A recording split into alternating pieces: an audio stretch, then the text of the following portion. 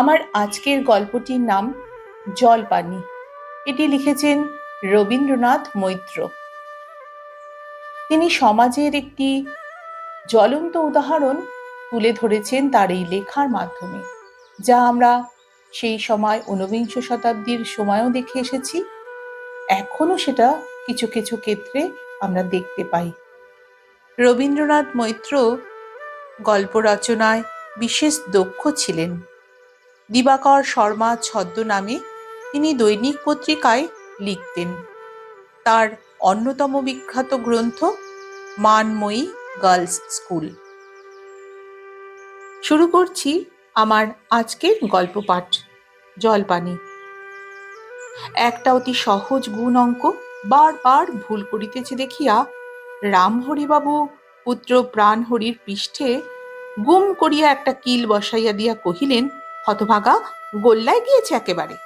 এবার যদি জলপানি না পাও তাহলে নিতাই মুদির দোকানে কাজে লাগিয়ে দেব, বোঝা টানতে আর পারবো না।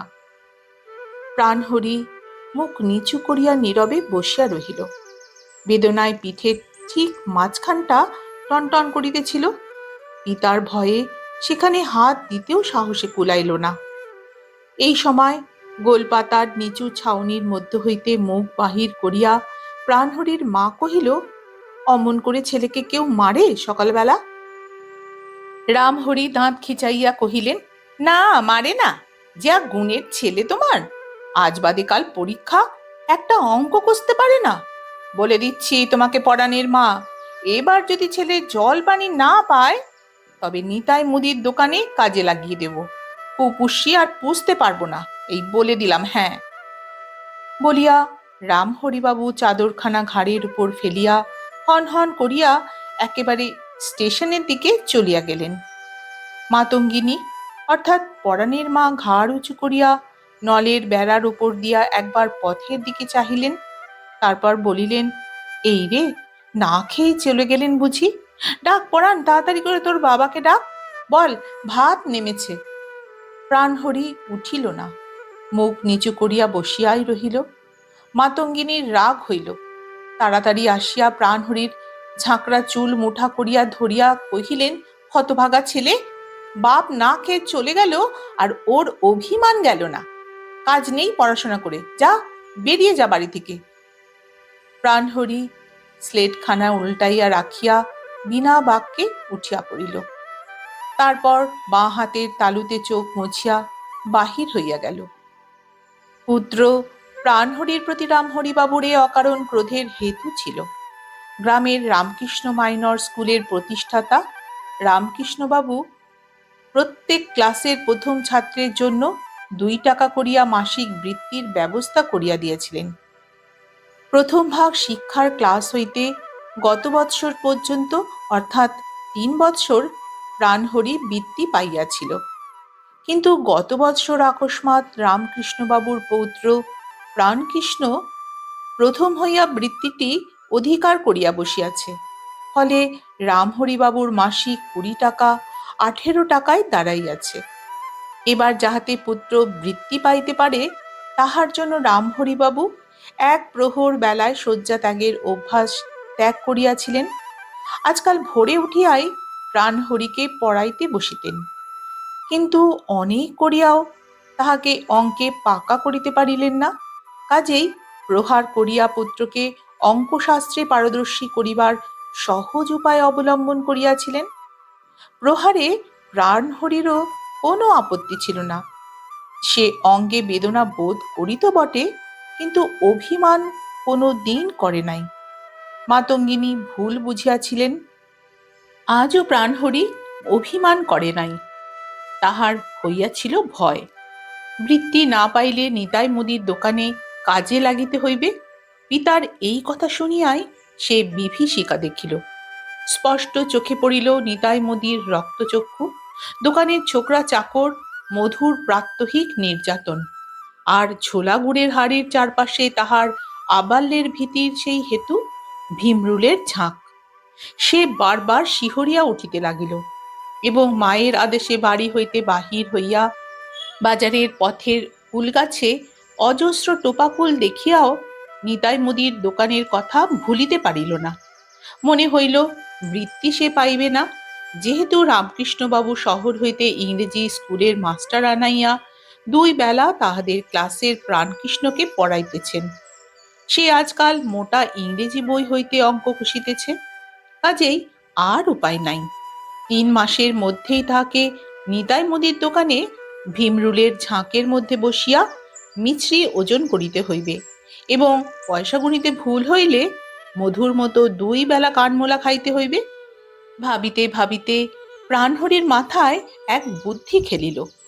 তখন হইতে নিতাইয়ের তামাক সাজিয়া ফরমাস খাটিয়া যদি তাহাকে কিঞ্চিত নরম করিয়া রাখা যায়, তাহা হইলে ভবিষ্যতে হয়তো নিতাই তাহাকে মুদিখানার দোকানে না রাখিয়া আড়তের ফরাসের চাদর ঝাড়িবার কাজে লাগাইতে পারে। সে কাজ ভালো, আড়তে ভীমরুল বা বোলতার উপদ্রব নাই। ভাবিতে ভাবিতে প্রাণহরি 2টা টোপা কুল কুড়াইয়া লইয়া চিবাইতে চিবাইতে অন্যমনস্কভাবে বাজারের দিকে চলিয়া গেল। নিতাই ময়রাকে এক ছিলিম তামাক সাজিয়া দিয়া তাহার অনুমতি ক্রমে প্রাণহরি চাল ডালের ঝাঁকার সম্মুখে বসিয়া নিবিষ্ট চিত্তে মধুর নিকট হইতে ওজন দেওয়া শিক্ষা করিতেছিল। বাঁ হাতের বুড়া আঙুল কায়দা মাফিক পাল্লাতে ছোঁয়াইতে পারিলে কেমন করিয়া শেরকে 1 ছটাক মাল কম দেওয়া যায়, মধু তাহাকে তাহাই শিখাইতেছিল। কিন্তু প্রাণহরি কৌশলটি আয়ত্ত করিতে পারিতেছিল না। শেষে বিব্রত হইয়া প্রাণহরি প্রশ্ন করিল, আচ্ছা, কম না দিলে কি হয় মধুদা? নিতাই সদ্য বঙ্কু মহান্তর আখড়া হইতে গাঁজা টানিয়া আসিয়াছে, দাঁত খিচাইয়া উঠিল, বলিল, হয় তোর বাপের মুন্ডু, কি হয় দে তো মেধো, ওর কান ধরে বুঝিয়ে। দোকানদারি শিখতে এসেছে, যা যা গরু চড়াগে যা। প্রাণহরি ভয়ে মধুর নিকট হইতে 2 হাত সরাইয়া বসিল, কিন্তু উঠিল না। প্রাণহরি ভবিষ্যতের কথাই ভাবিতেছিল। এমন সময় কে যেন ডাকিল, তুই সকালবেলা দোকানে বসে কেন মিতে? প্রাণহরি মুখ তুলিয়া দেখিল প্রাণকৃষ্ণ। প্রাণহরির কথা বলিবার পূর্বেই প্রাণকৃষ্ণ পকেট হইতে কাগজে মোড়া একটা পদার্থ বাহির করিয়া কহিল, আয়, পাটালি খাবি, মা দিয়েছে। প্রাণহরি ধীরে ধীরে মাচান হইতে নামিয়া আসিয়া প্রাণকৃষ্ণর কাছে গিয়া দাঁড়াইল। পাটালিখানা ঠিক সমান 2 ভাগে ভাঙিয়া 1 ভাগ প্রাণহরির হাতে দিয়া প্রাণকৃষ্ণ কহিল, খা, খুব ভালো পাটালি, কাল আমাদের জমিদারি থেকে এসেছে। প্রাণহরি পাটালি হাতে করিয়া দাঁড়াইয়া রহিল, খাইল না। প্রাণকৃষ্ণ কহিল, খাচ্ছিস নে যেমিতে, কি হয়েছে তোর আজ? উত্তরের জন্য প্রাণকৃষ্ণ প্রাণহরির মুখের দিকে চাহিয়াই দেখিল প্রাণহরির চোখ ছলছল করিতেছে। প্রাণকৃষ্ণ নিজের ভাগের পাটালিখানা মুখের কাছে হইতে নামাইয়া পকেটে পুরিয়া প্রাণহরির 2 হাত ধরিয়া কহিল, বল মিতে, কি হয়েছে? নিতাই গেঁজেলটা মেরেছে বুঝি? কেন এলি ওর দোকানে? এত প্রশ্নের জবাব প্রাণহরি দিল না, কহিল, দোকানদারি শিখছিলাম। জলপানি গল্পের প্রথম পর্ব আমি এখানেই রাখলাম, বাকিটা আগামীকালের জন্য তোলা রইল।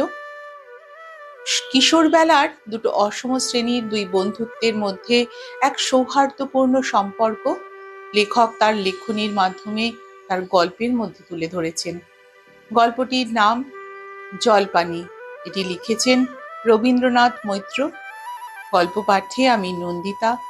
তোমাদের যদি ভালো লাগে আমার নিবেদন বন্ধুরা, তাহলে তোমাদের একটি অমূল্য ভালোবাসা রেখে যেও আমার এই নিবেদনটির পাশে। তোমাদের জানাই অসংখ্য অসংখ্য ধন্যবাদ এবং এক রাশ ভালোবাসা।